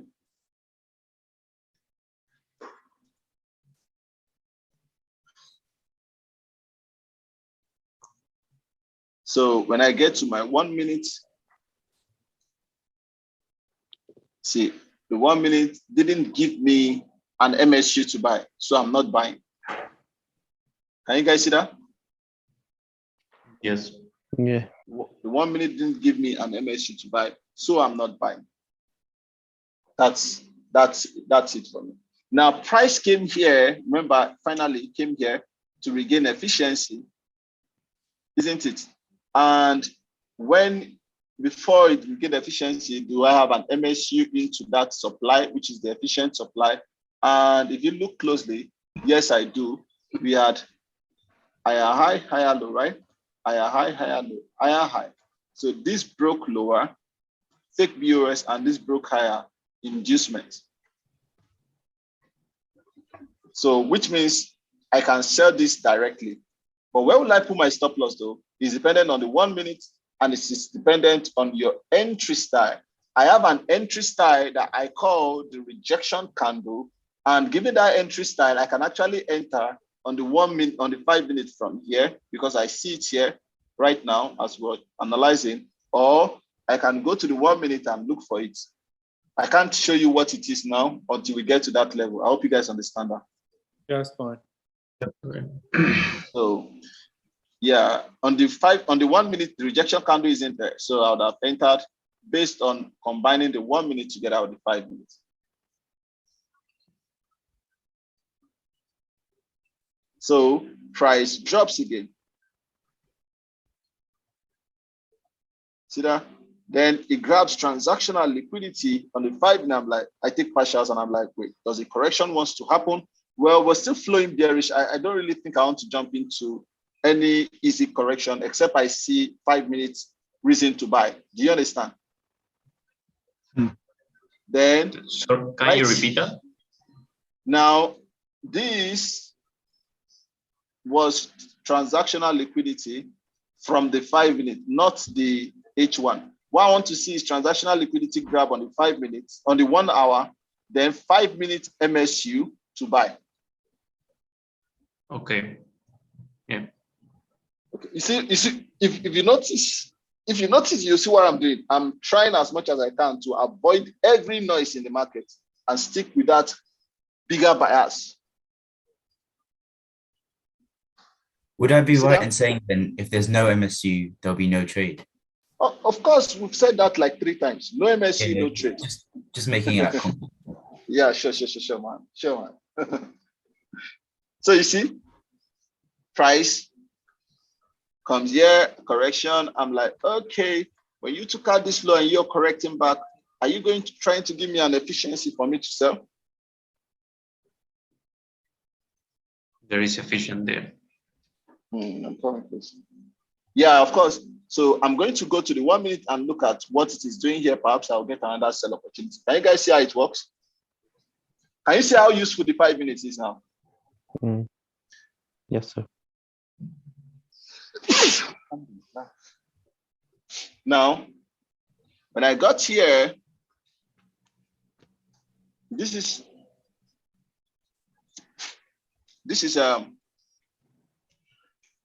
the point it got efficient and it came higher.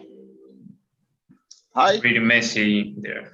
Yeah, you see that? So when it is messy, I don't even disturb myself. I just wait for it to be clear. Then you see it went there, and drops. Didn't give me an MSU. I'm like, oh shit, well, it's part of it. Then what happened next? Price went higher, causing fake VOS on 5 minutes, inducement, and then what? Mitigation. Do you see that, everybody? Yeah. And mind you, all this while, we're already sitting on that weekly demand that I showed you guys earlier, or you can even call it daily demand. We're already sitting on it. So a buy could happen at any time too. So we're watchful. Now, we look at that 5 minutes, you switch to the 1 minute again. You're like, okay, that inducement happened where? It happened here. Then you say, okay, how is price living? Price came here. You see what price did? Price came here. You see, grabs the last high before the main high. Now, somebody will say, isn't this the last high before the main high? This is what I do. If the last high before the main high is relatively close, I combine it together and I use the one that is farther from it. Do you understand, everybody? Yeah. So that's why I do, because ideally, there's a huge possibility that most people who are in this trade, okay, would have gotten stopped out here. But that's that. Now, but let's leave that. Price came back, mitigates that efficient supply, then give us lower low, lower high. Sorry. Give us lower low, lower high, lower low, lower high, lower low, inducement, my sell. Can you all see it now? Yes, I have one question about the structure there. Please ask. If you have this, like this wouldn't be the swing in this case, and this the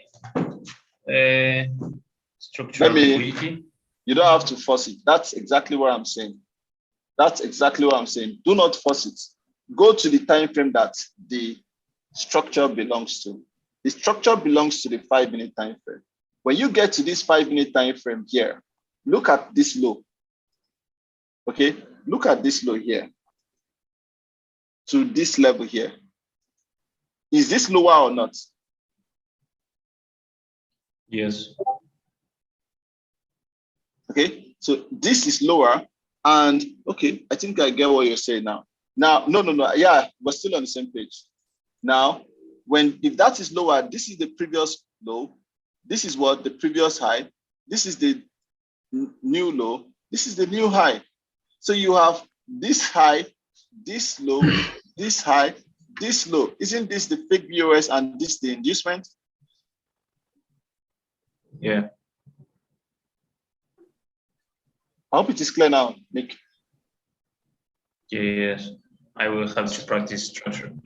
Yeah, you see that I'm saying structure can be really, really tricky, man.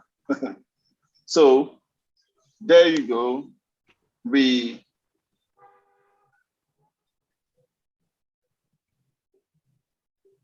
For those of you who have something to attend to, don't worry, we're almost done. Then price goes all the way there again, lower. Of course, Pasha's out. Let me tell you something. You see this trade? Everybody, you see this trade, right? You can see how easy this trade was. Giving them all the plan and everything. Can you see how easy this trade was? This trade was a 23 pips trade. I use fixed lots on my trading. This trade is 23% for me. You don't need to catch all of the trade. This trade is 32%. At 10%, if you close your full volume, that's fine. At 15%, if you close your full volume, that's fine. It comes with understanding. This trade was 30% to this level. This trade was 35%. This trade was for 10%. You see how it works? Like I will tell you the same thing I always tell everybody. I am not teaching you to catch every move in the market. I am not teaching you to catch every move in the market. I am teaching you to understand every move in the market. It is now your job to catch those trades that fits perfectly with your personality, with your timing, with your trading plan, and remain consistent with it. Don't try catching every move in the market so that Yusuf can see that I'm really, really good. No. What I'm really much concerned about is your psychology and your consistency. If you're doing 5% consistently daily, that is better than you ping-ponging the market all day. Does it make sense, everybody? Yeah. It does, man. So, yes, sir. Sorry, just a quick one. Would you say there's still a higher probability of still going with the trend because a lot of these trades are still shorts instead of longs? Would you say that you still apply that? We haven't seen an opportunity to go long. So if it goes long and it smashes us out, that's part of it. It's called the good loss. Okay. I'm still looking for a long opportunity myself too. Yeah. Remember, I was looking for it, I didn't find it. Because if you look at the higher time frame, let's go to the 4-hour, for example, at that level, we know that a buy is coming. Look at it to the left. And to the left here, the last low before the main low is sitting right here. Allow me to zoom in here.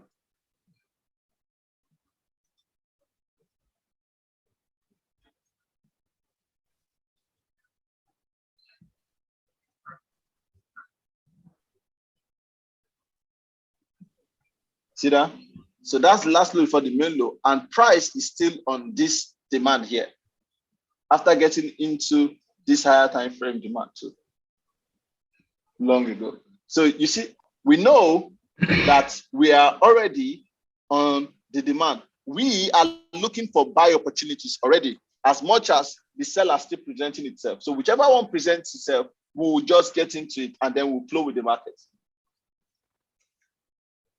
Okay, so here, this level here is not even as easy to trade as these other levels here.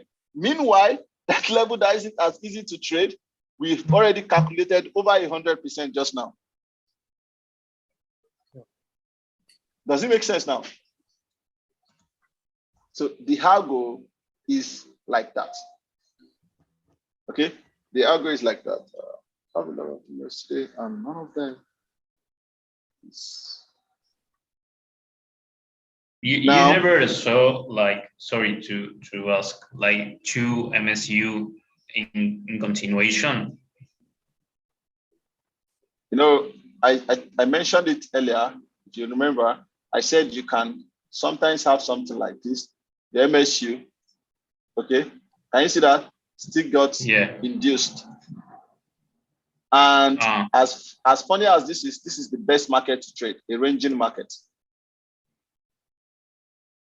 You don't have any business if your MSU gets MSU, because when this level dropped, you are already aware that this is the new lower high, and that is where the inducement liquidity is currently sitting now. And this is where the transactional liquidity, immediately this one is taken, you're looking for buy opportunities. That buy opportunities could actually lead to taking this one. That's fine. Then you look for sell opportunities, and that's how you ping pong the market. Yeah. Yeah, and you still wait for the MSU, so it's pretty safe. Yeah. Exactly. Yeah. Yeah, right. Yeah, because you're looking that structure in the 5 minutes and you're waiting for the MSU in 1 minute. So exactly. Yeah. Yeah. So you see, we're in this demand. We don't have a price behavior. Sorry, we haven't gotten there. That's Algo market structure. I'm already going with the flow, man. So we don't have an MSU to buy yet. Can you see that? We don't have an MSU to buy yet. So we're still watching to see, but we know we're in the demand, so we're watching to see. There.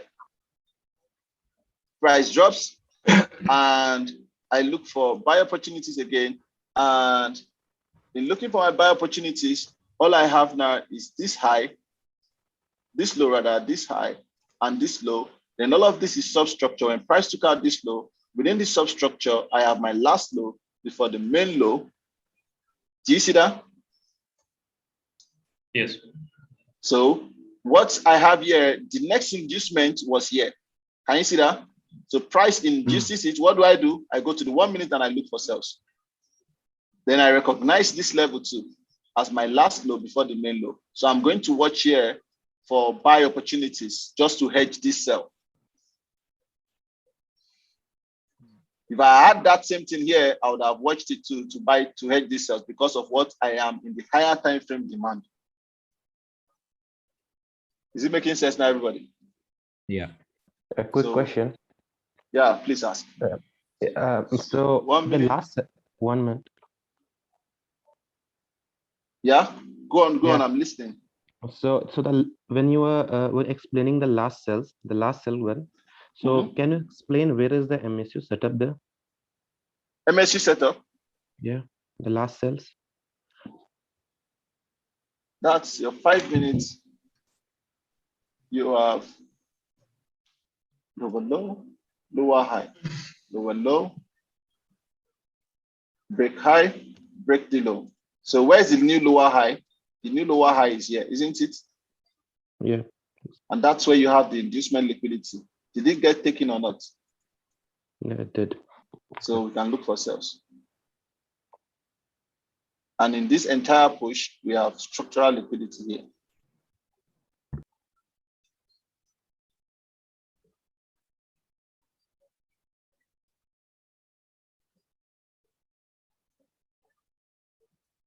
So immediately we have that inducement. I don't need to, you see, that's what exactly I'm saying. I can sell it directly from here, from the inducement, my stop loss goes there, or I can just watch how price reacts here, then I sell. I don't need to start looking for 1 minute MSU. Just a push and a retest, I can sell.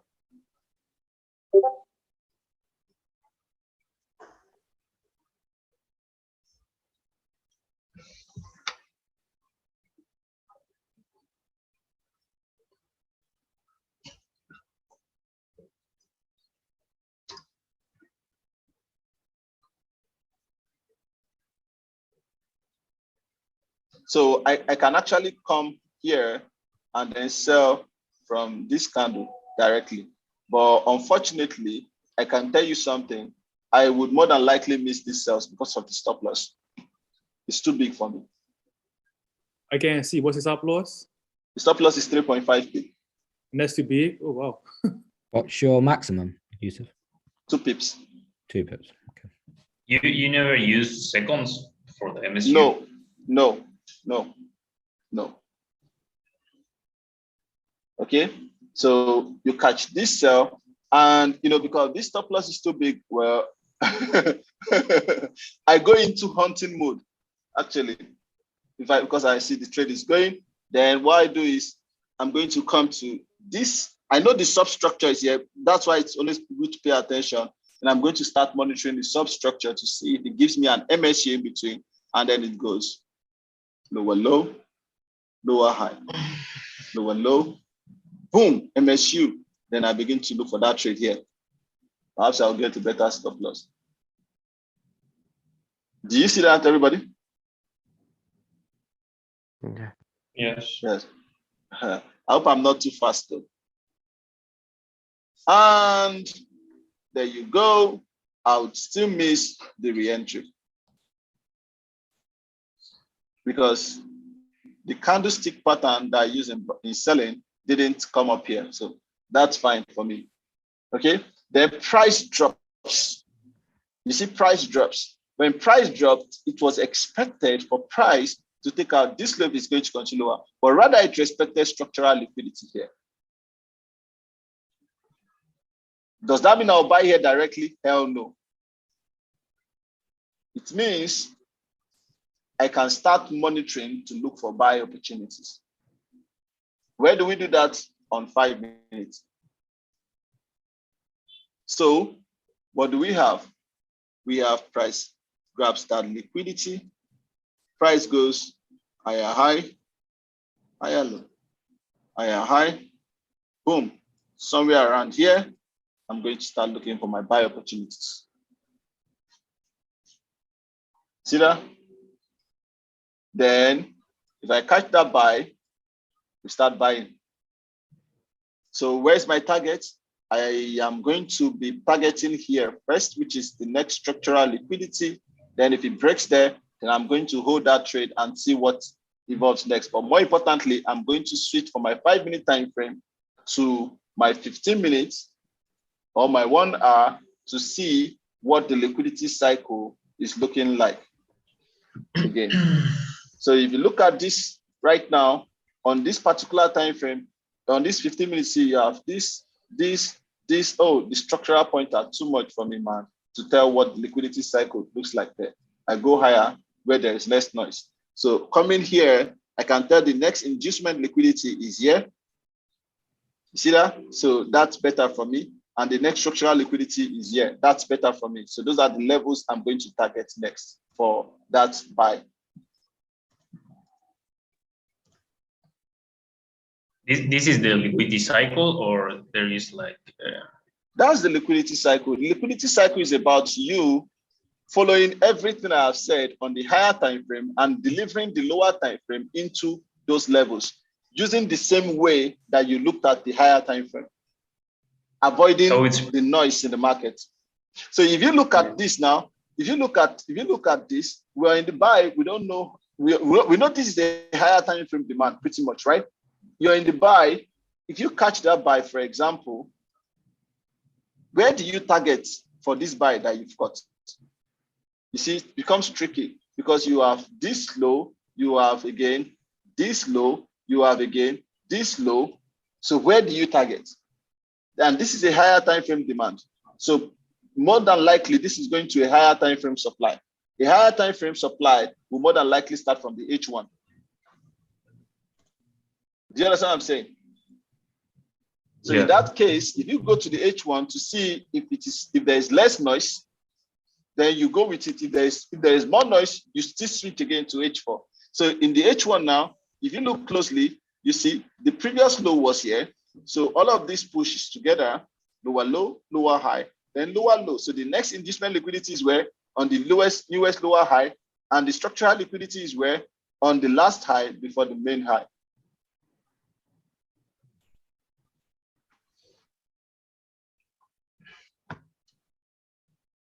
Everybody see it now? Yeah. I would say ignore this candle, this particular long candle here. I'll say ignore it. In this analysis you are doing now, don't allow this to distract you. This might be a false candle because that is more or less when price, that was the changeover session. Sometimes the market can lift, you see, I see by new, that was the changeover session. So it could be a false candle. If we check another broker, let me check Rwanda, for example, it might mean something else entirely. Is this what I'm talking about? Yeah. Mm. Is it clear, everybody? Yeah. Yeah. At least to that extent, it is clear. All right. A lot How of we should information practice. So liquidity is not equal highs or equal lows.